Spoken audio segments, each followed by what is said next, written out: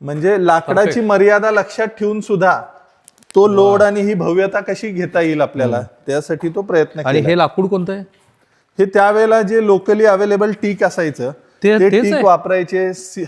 कारण आपल्याकडं साईज आपल्याला हेच मिळायचे आणि ह्याच्यात तुम्हाला जॉयनरी लक्षात येईल. दाखवा जरा. हा, ही आता joinery जर तुम्ही पाहिलं तर joints आहेत. हा नाही, इथं नाही, हे तर कार्विंग आहे. आता ह्या पोर्शनच्या वरचा जो पोर्शन आहे तो वेगळा हा वेगळा आहे आणि हा पिलर वेगळा आहे. ह्याच्या खालचा जो हा तळखडा आहे तो वेगळा आहे. तो लाकडीच आहे तो पण. हा, तो वेगळा आहे, हा पिलर वेगळा आहे आणि ह्याच्या वरचा पोर्शन वेगळा आहे. वा. आणि ह्याच्यामध्ये हे जे सगळं आर्च वर्क आहे हे सगळं इंटरलॉक आहे. तुम्ही जर इथून पाहिलं तर हा ह्याच्यात अडकवलेला आहे. दाखवा जरा एकदा.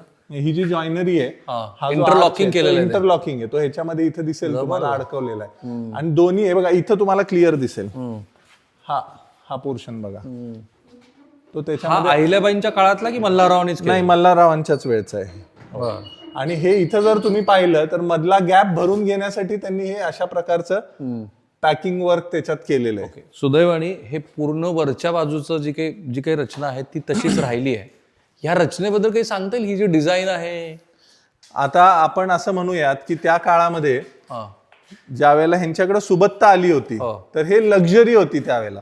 आता जसं आपण फॉल सिलिंग करतो तसं हे त्यावेळेचं वुडवर्क आहे. म्हणजे सिलिंगची रचना अट्रॅक्टिव्हनेस येण्यासाठी. आणि जर भिंतीकडे आपण पाहिलं तर ह्याच्यात तुम्हाला अनेक असे छोटे छोटे देवळ्या दिसतील. तर ह्यांचे वेगवेगळे पर्पज होते. काही देवळ्यांमध्ये व्हेंटिलेशनसाठी खाचे आहेत, काही देवळ्यांमध्ये दिवाबत्तीची प्रोव्हिजन आहे, सिलिंगला हंड्या लावल्या जायच्या तर त्याची व्यवस्था आहे.